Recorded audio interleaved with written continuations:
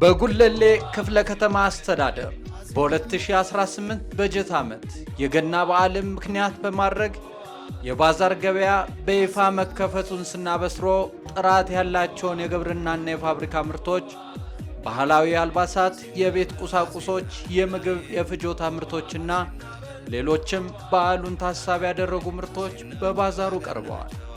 የባዛሩ መግቢያ ዋጋ በነፃ። ባዛሩን በመጎብኘት የሚያስፈልገውን ይሸምቱ። ይምጡ።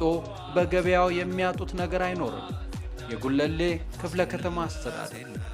ለበለጠ መረጃ ማህበራዊ ሚዲያ ድረገጾቻችንን ይከታተሉ።